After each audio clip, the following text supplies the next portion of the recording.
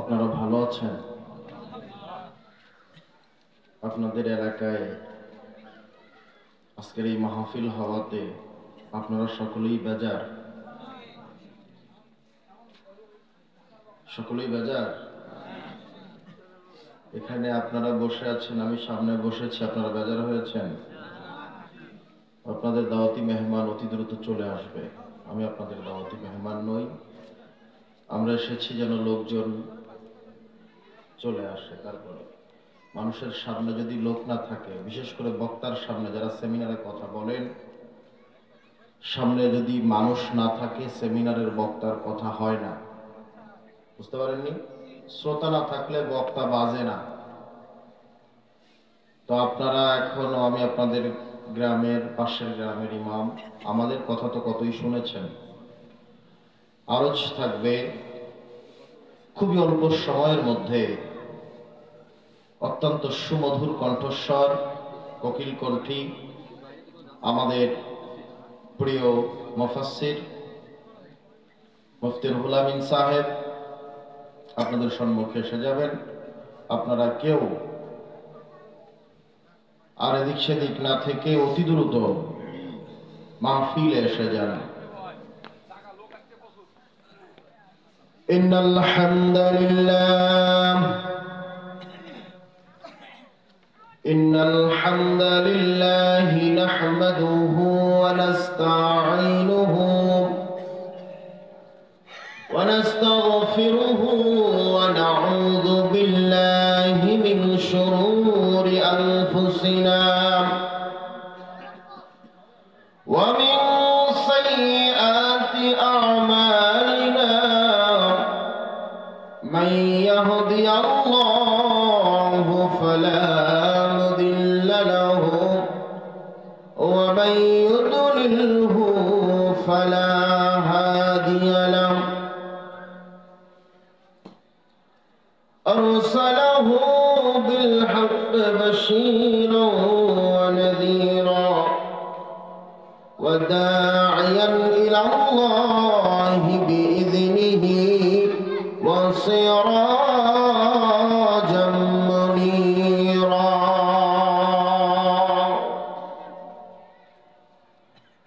أما بعد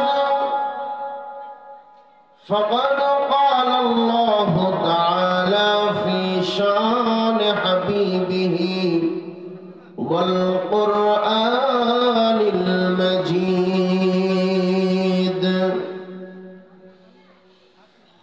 إن الله وملائكته يصلون على النبي يا أيها الذين آمنوا صلوا عليه وسلموا تسليما اللهم صل على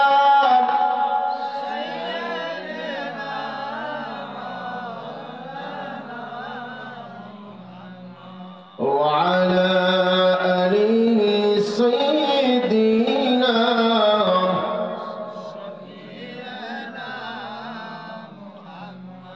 দুরূদ শরীফ পড়তে কষ্ট হয়। এতগুলো মানুষ দুরূদ শরীফ পড়ছেন যেন মনে হচ্ছে আপনাদেরকে মাটি কাটতে দেওয়া হয়েছে। সকালবেলা বাসি পেটে গিয়ে মাটি যখন কাটতে শুরু করে তখন ওর হাত ওঠে না, নাস্তার বেলার পরে গিয়ে শুরু হয়, তাই না? খাবার দাবার খেয়ে এসে শুরু করে, ভালো লাগে নাকি? তা আপনারা আমার কি আপনাদেরকে মাটি কাটতে দিয়েছি? কথা বলে না। সকলেই দিল থেকে, একেবারে অন্তর স্থল থেকে দুরূদ শরীফ তেলাওয়াত করুন। আল্লাহুম্মা সাল্লি আলা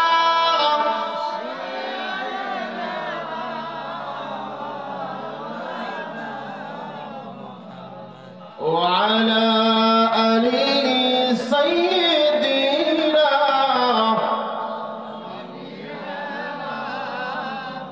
মুহাম্মদ নবী আমার জানের জান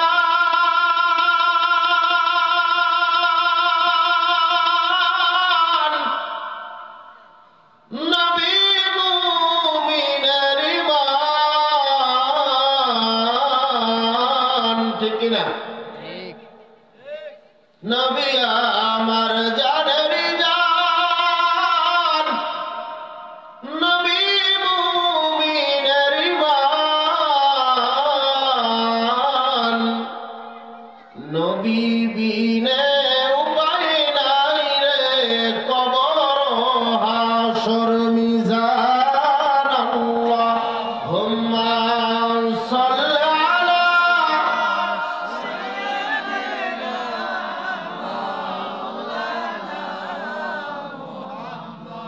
ওয়া আলা আলি সাইয়্যিদিনা محمد اللهم صل على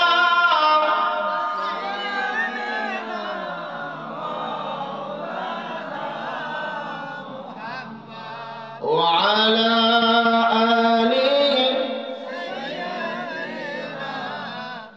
شفيع محمد رسول আমার আল্লাহর দোস্ত আখেরি নবী, দুনিয়ার জীবনে সর্বক্ষণে, দুনিয়ার জীবনে সর্বক্ষণে কাঁদিলেন শুধু বলে উম্মতি। আল্লাহুম্মা সাল্লি আলা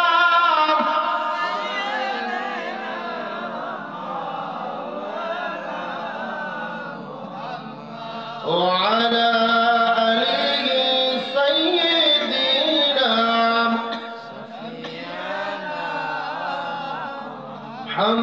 محمد دین ملا ایمان ملا پڑھنے کے لیے قرآن ملا، جو کچھ دینے کا تھا سب کچھ دلوا دیا کملی والے نے، بولو لا الہ لا الہ لا إله إلا الله، لا إله لا إله মুমিনের হৃদয় জ্বালা নিশিরাতের জপমালা, মুমিনের হৃদয় জ্বালা নিশিরাতের জপমালা, একটাই কালিমা তোমার কালিমা লা ইলাহা, জোরে লা ইলাহা লা ইলাহা লা পড়েন হাসবি রব্বি জাল্লাল্লাহ মা ফি কলবি গায়রুল্লাহ, নূর মুহাম্মদ সাল্লাল্লাহু লা ইলাহা লা ইলাহা লা ইলাহা ইল্লাল্লাহু মুহাম্মাদুর রাসূলুল্লাহ সাল্লাল্লাহু আলাইহি ওয়াসাল্লাম। সকলেই বলে আলহামদুলিল্লাহ। আরেকটু জোরে বলেন না আলহামদুলিল্লাহ। আমরা এখানে যতজন আছি সকলেই অন্তর স্থল থেকে সর্বোচ্চ শক্তি দিয়ে জোর জবর যতটুকু আছে সবকিছু দিয়ে আমরা একটা তাকবীর দিব। রাজি আছি সবাই?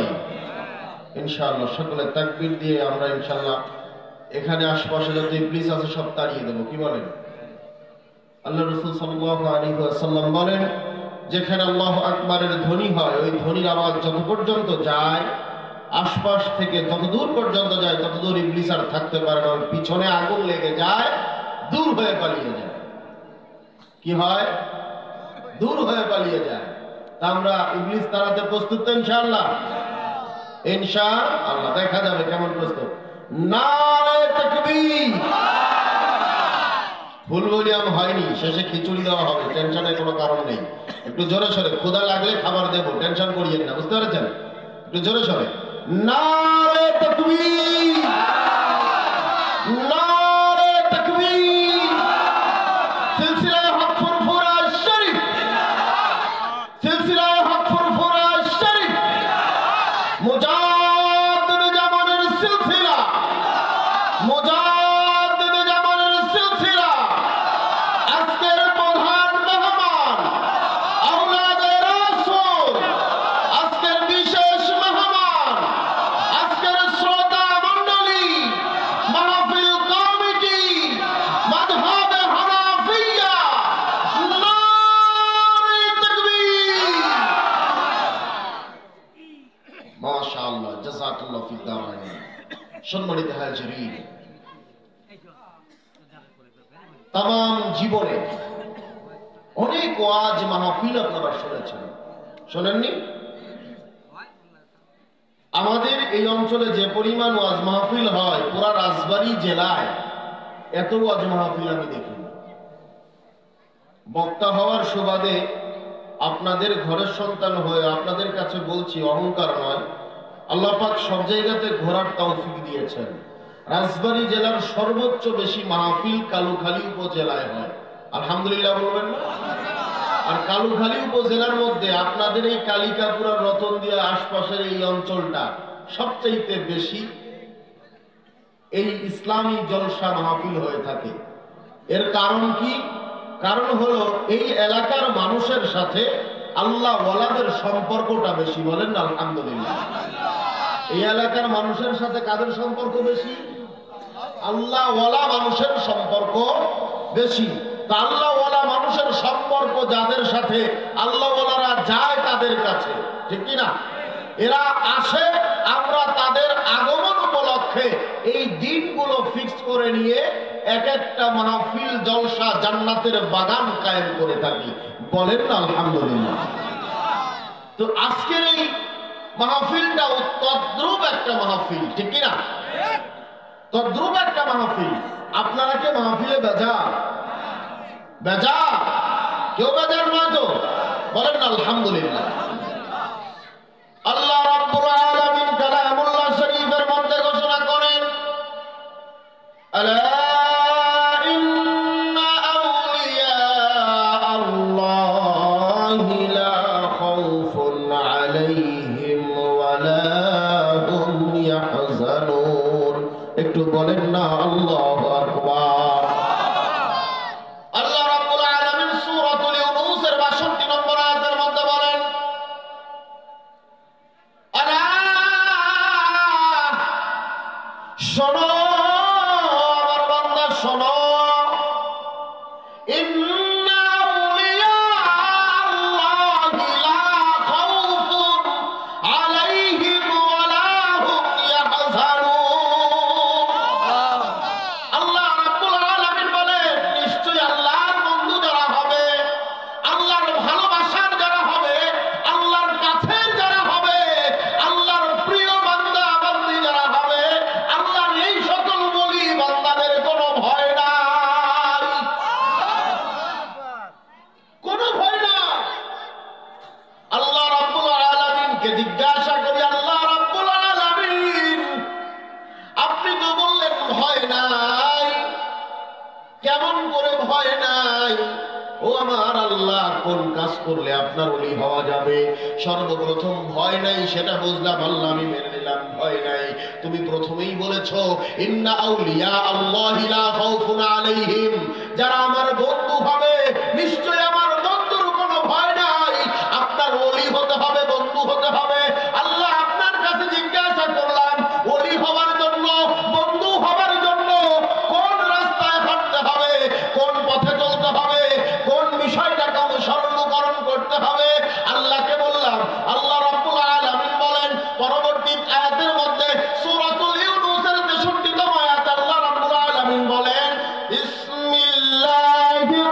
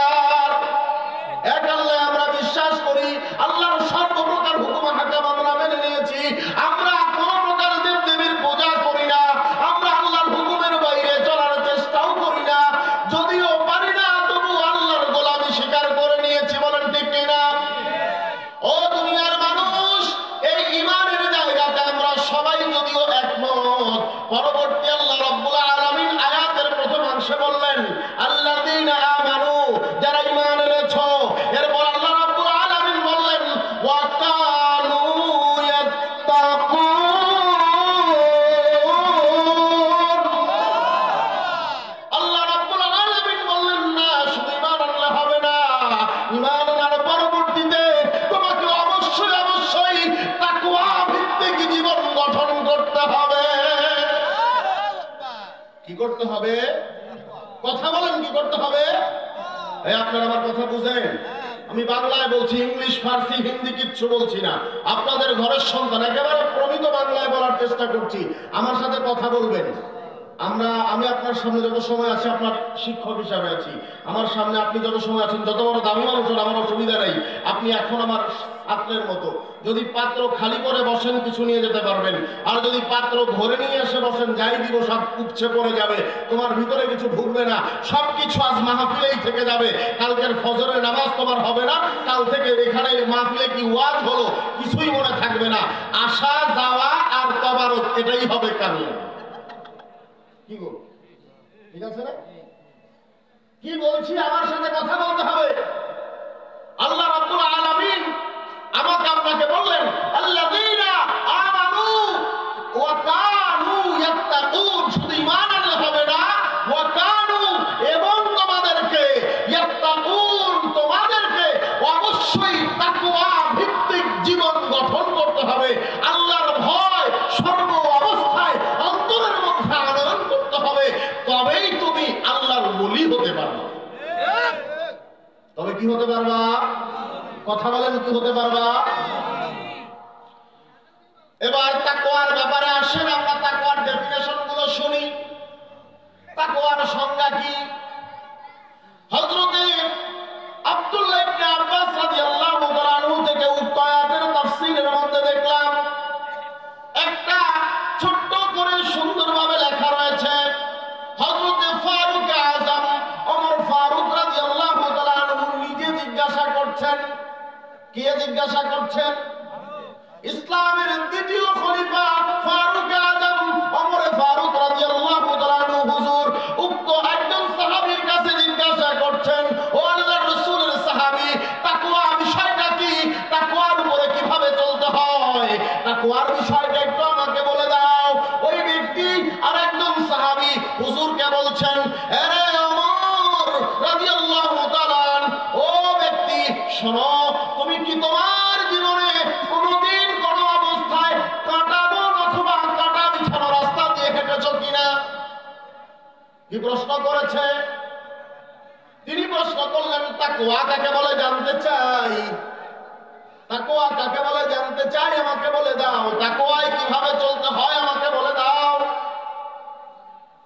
এবার প্রশ্নকারীকে উত্তরদাতা বলছেন, আপনি কি কোনোদিন আপনার সমস্ত জীবনের, বিগত জীবনে কাঁটাওয়ালা রাস্তায় হেঁটেছেন কিনা? বলার সাথে সাথে বলছেন, আমি হেঁটেছি। কি বলছেন? আমি হেঁটেছি। কিভাবে আপনি কাঁটাওয়ালা, কাঁটাযুক্ত রাস্তায় হেঁটেছেন? তখন তিনি বলছেন, আমি সর্বপ্রথম যখন কাঁটাযুক্ত রাস্তায় ঢুকছি, পায়ের দিকে সুন্দরভাবে এমন ভাবে তীক্ষ্ণ দৃষ্টি দিয়েছি, যেমনি ভাবে আকাশের মধ্যে একটা পাখি উড়ে যায়, নিচে শিকার খোঁজে, ঠিক ওই রকম চক্ষুগুলো পথের মধ্যে, রাস্তার মধ্যে আমার চোখ দুইটা নিচু করে দিয়েছি। তারপরে খুঁজে খুঁজে যেখানে কাঁটা নাই সেই জায়গাতে পা দিয়েছি, আর যেখানে কাঁটা আছে সেই জায়গা থেকে পাটা সরে নিয়েছি। এ কথা বলার সঙ্গে সঙ্গে সাহাবী হুজুর ডেকে বলেন, ওরে ফারুক আযম, ওমরে ফারুক রাদিয়াল্লাহু তাআলা আনহু, শোনো, এটাই হলো তাকওয়া, আর এভাবেই তোমার জীবনটা পরিচালনা করতে হবে। এবার এই কাঁটাগুলো কি? প্রশ্ন আছে কি আছে না? আছে না? এই কাঁটাটা কি? কাঁটাটা হলো আমার আপনার জীবনে আল্লাহ, আল্লাহ রাসূলের পক্ষ থেকে যত প্রকার হারাম বিষয় এসেছে, নিষেধাজ্ঞা জারি হয়েছে, ওই বিষয়গুলোই হলো কাঁটা। আর আল্লাহ রাব্বুল আলামিনের হুকুম হাকামের পথটা হলো তাকওয়া। বুঝতে পারেন? এবার নামাজ সকলেই পড়ে, রোজার সামনে আসছে, রোজাও সকলেই রাখে, ফিতরাও কিন্তু সবাই দেবে, কেউ বাদ দেবে না, ঠিক কিনা? সারা বছর সুদের টাকা আর ঘুষের টাকা একত্র করিয়া রমজানুল মুবারকে বড় একটা ইফতার পার্টি করাইলাম। কথা বলেন তো ভাইরা আমার, উক্ত টাকার ইফতার মাহফিল যদি হারামের টাকায় হয়, কতটুকু আরাম কবরে পাওয়া যাবে? আরে কবরে তো আরাম পাবি না, আরো বাটাম সাইজ করবে। বাটাম সাইজ করলে আপনারা ভালো বোঝেন, আমি জানি তো। আযাব বলতে বলুন হুজুর, আযাবটা কি কষ্ট? আরে এমন কষ্টের কষ্ট হবে যা তোমরা দুনিয়ায় চোখেও দেখো নাই, যা তোমরা দুনিয়া চোখেও দেখো নাই। সম্মানিত হাজিরিন, তাকওয়ার ব্যাপারে বলতে গিয়ে হযরত শরফুদ্দীন নববী রাহমাতুল্লাহি আলাইহি ওনার জবানে বলেন, রাসূল সাল্লাল্লাহু আলাইহি ওয়াসাল্লাম ঈমান শিখাতে গিয়ে বলেছেন, আরে আমার যত সময় পর্যন্ত তোর জীবনের চাইতে সন্তান সন্ততি অর্থ সম্পদ এমন কি তোর জীবনের চাইতেও আমি রাসূলুল্লাহকে ভালোবাসতে না পারবা, তত সময় পর্যন্ত তুমি ব্যক্তি কখনো পরিপূর্ণ ঈমানদার হতে পারবা না।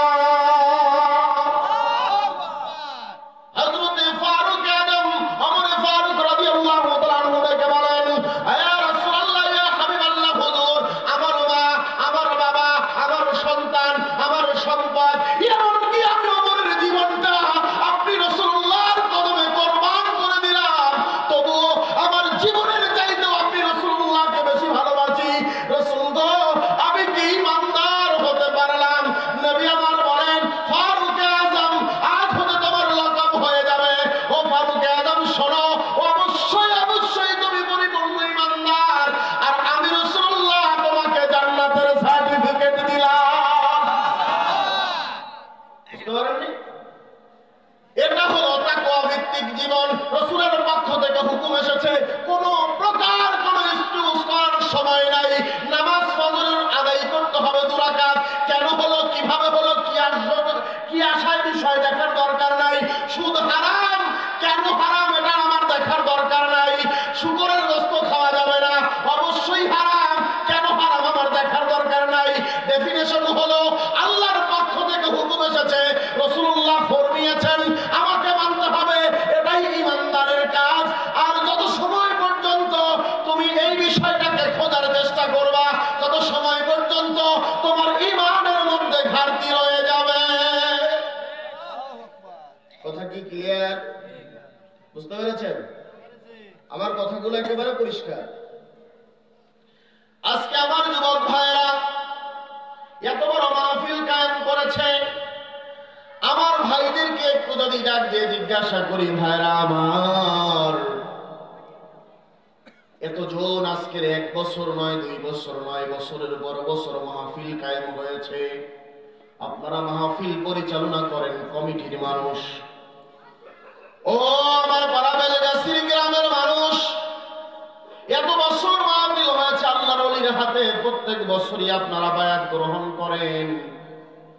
এতদিন হয়ে গেল, কত মানুষের জীবন চলে গেছে, কত মানুষ কবরে চলে গেছে, আজ পর্যন্ত আশিকে রাসূলের জায়গাটা ধরতে পারলেন না।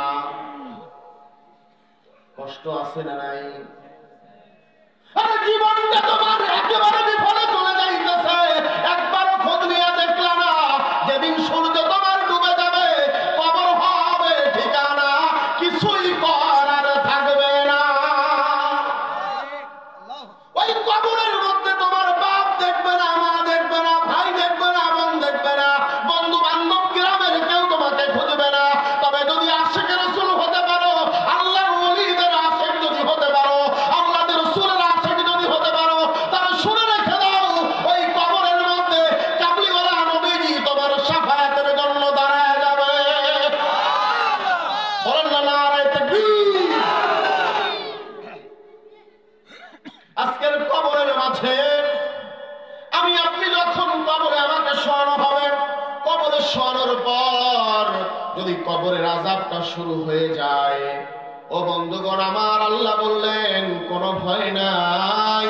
কিসের ভয় নাই? তাই তো বলছেন কবরের মধ্যে শোয়ানোর পরে যদি আযাবটা শুরু হয়ে যায়, নবী আমার বলেন কবরের সর্বপ্রথম যে আযাবটা হবে ওই আযাবটা এত ভয়ানক, কবরের এক পাশের মাটি চাপ দিবে, অপর পাশের মাটি আবার চাপ দিবে, এক পাশের হাড্ডিগুলো আর এক পাশের হাড্ডির মধ্যে, এক পাঁজরের হাড় আর এক পাঁজরের হাড়ের মধ্যে ঢুকে যাবে।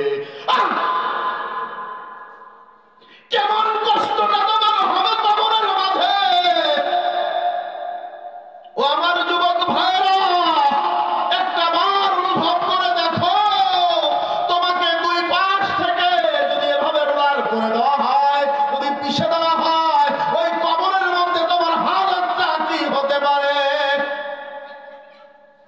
আসেন আল্লাহ রাব্বুল আলামিন বলেন কানু ইয়াত্তাকুন,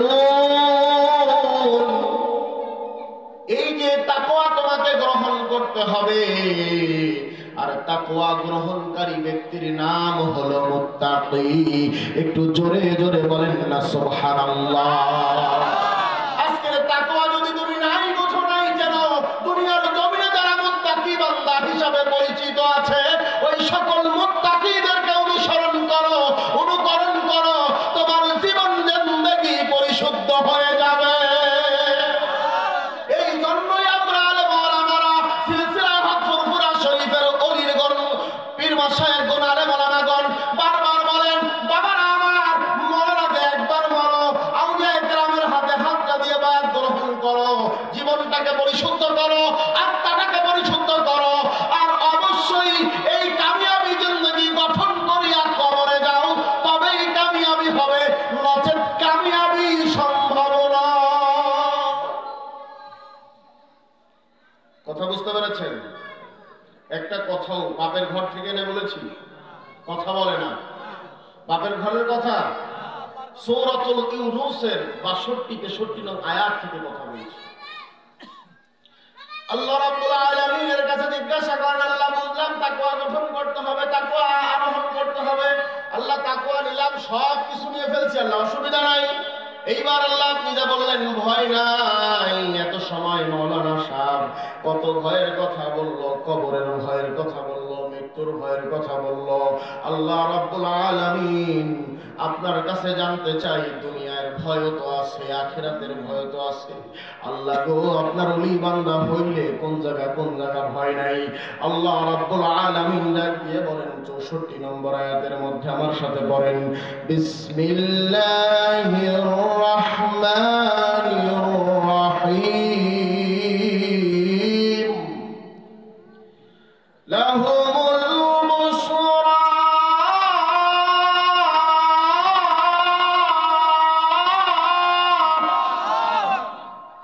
আল্লাহ রাব্বুল আলামিন বলছেন তোমাদের জন্য সুসংবাদ। সুবহানাল্লাহ বলেন। ওরে আমার বান্দা, তোমাদের জন্য সুসংবাদ। আল্লাহ কিসের সুসংবাদ? আল্লাহ রাব্বুল আলামিন বললেন ফিল হায়াতিদ দুনিয়া, আসমান জমিনের মাঝে যে দুনিয়া আছে, ওই দুনিয়ার জীবনে তোমার জন্য সুসংবাদ। আল্লাহ রাব্বুল আলামিনকে জিজ্ঞাসা করলাম, আল্লাহ দুনিয়ার সুসংবাদটা কেমন? আল্লাহ রাব্বুল আলামিন বলেন দুনিয়ার সুসংবাদটা হলো এমন, এই দুনিয়ার মধ্যে তোমার কোনো রিজিকের পেরেশানি থাকবে না। তুমি যদি তাকওয়াই জিন্দেগি তুমি যদি অর্জন করতে পারো, গঠন করতে পারো, তবে তোমার পরিপূর্ণ জীবনের সব কিছু আমি আল্লাহর জিম্মাদারিতে হবে। আল্লাহকে বললাম, আল্লাহ ঠিক আছে, তাও বুঝলাম। আল্লাহ রাব্বুল আলামিন আখিরাতের কি হবে? আল্লাহ রাব্বুল আলামিন বলছেন ওয়া ফিল আখিরাহ, তোমার আখিরাতের জন্য সুসংবাদ, আখিরাত নিয়েও কোনো টেনশন নাই। একটু জোরে জোরে বলা যাবে কিনা সুবহানাল্লাহ? আল্লাহ রাব্বুল আলামিনের পরে বললেন লা তাবদীলা লিকালিমাতিল্লাহ।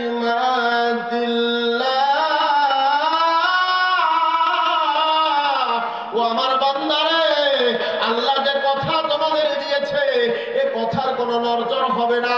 অতএব এই কথার উপরে তোমরা নিজেদেরকে প্রতিষ্ঠিত করে নাও। একটু জোরে জোরে বলা যাবে কিনা? আমরা পারবো কি পারবো না? সবাই পারবো? একটু আল্লাহকে দেখান, নারে তাকবীর।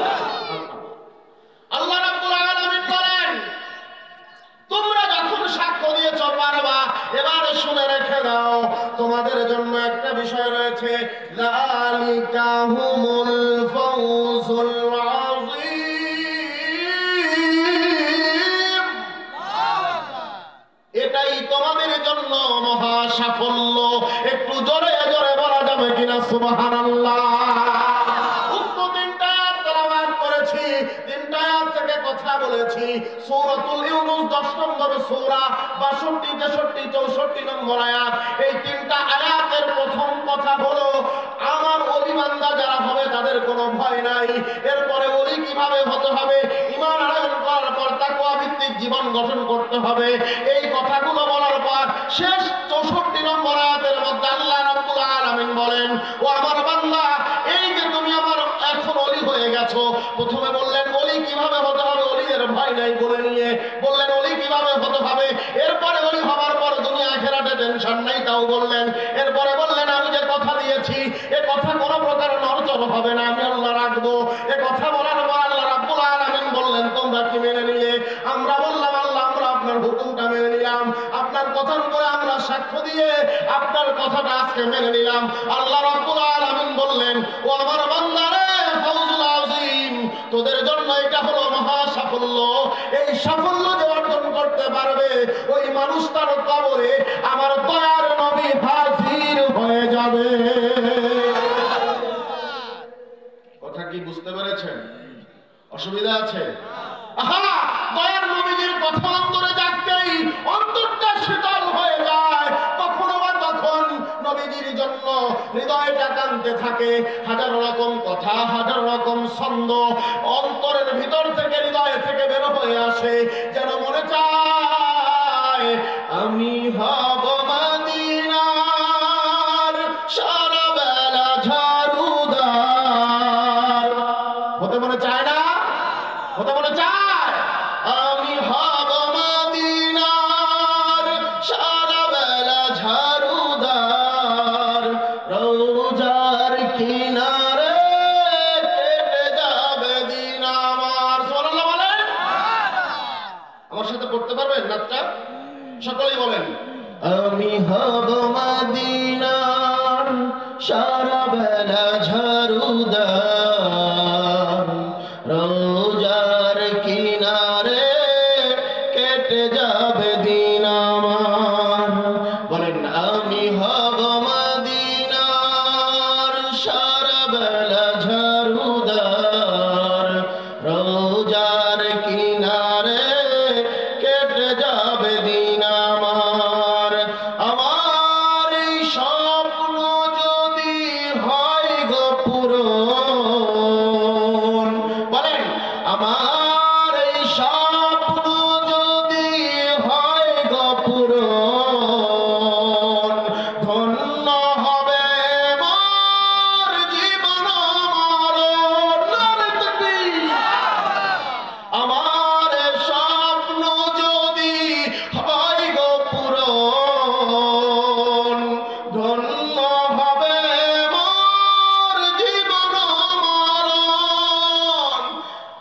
আমি হব মদিনার সারা বেলা ঝাড়ুদার, রোজার কিনারে কেটে যাবে দিন আমার।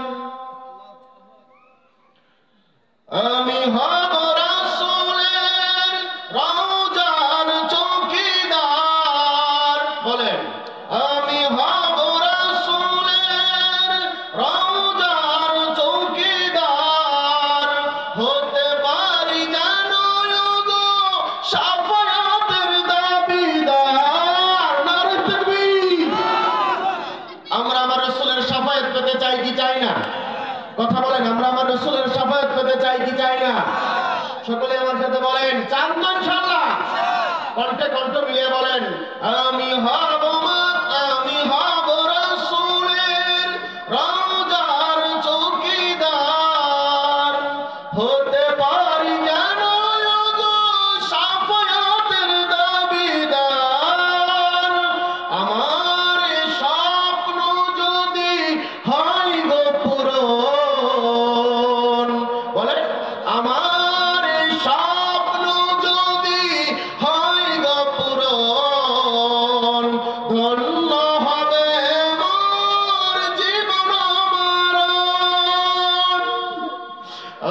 হব মদিনার সারা বেলা ঝাড়ুদার, আমি হব মদিনার সারা বেলা ঝাড়ুদার, রোজার কিনারে কেটে যাবে দিন আমার।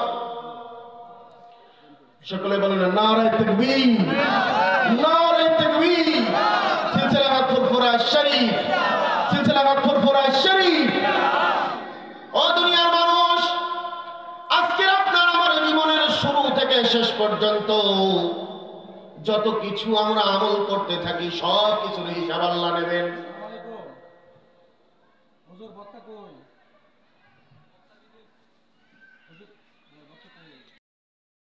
সকলে তাকবীর দেন, নারায়ে তাকবীর। আল্লাহ রাব্বুল আলামিন আমার আপনার জীবনের সর্বপ্রকার যা কিছু আছে সব কিছুর হিসাব নেবে, নেবে কি নেবে না? কথা বলেন। সব কিছুর হিসাব নেবে। আজকে আমি আপনি সকাল হতে সন্ধ্যা পর্যন্ত যা কিছু করব সব হিসাব হবে। এরপরে আল্লাহ রাব্বুল আলামিন উসিলা খুঁজতে থাকবে।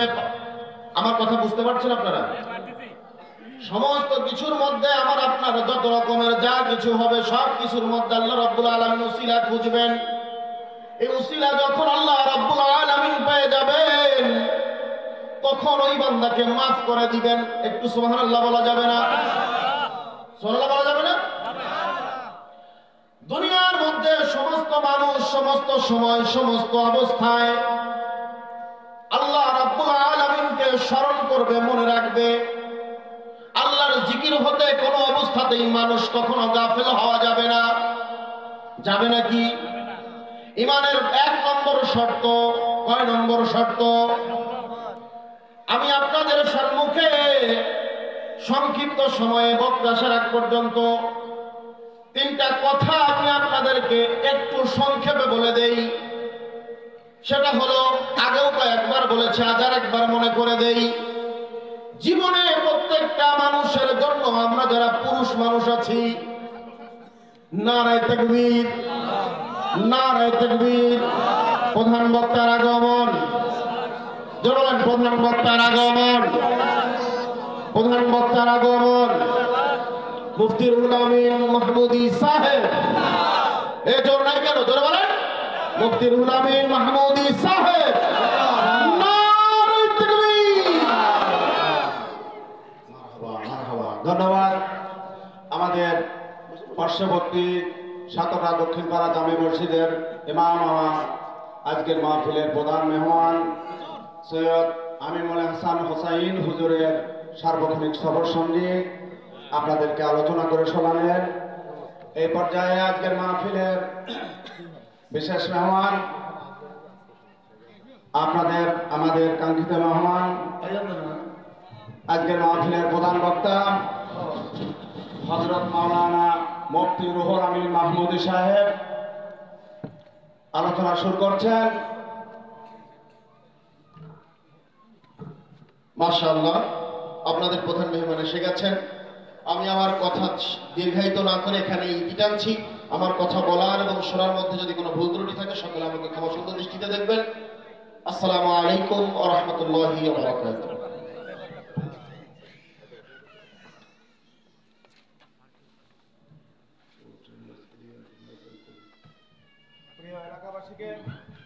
আপনারা যারা রাস্তায় আছেন সবাই মাহফিলে চলে আসুন, সবাই ভিতরে চলে আসুন।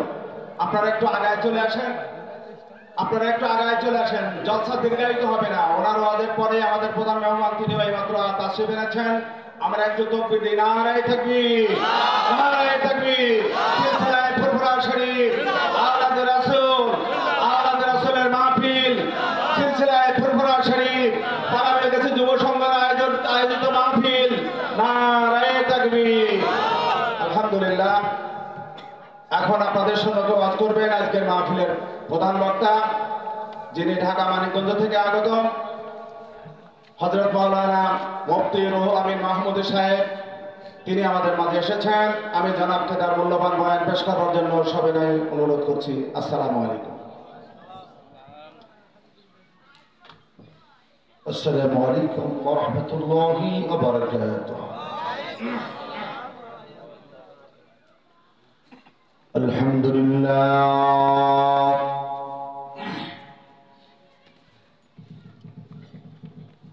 الحمد لله وكفى وسلام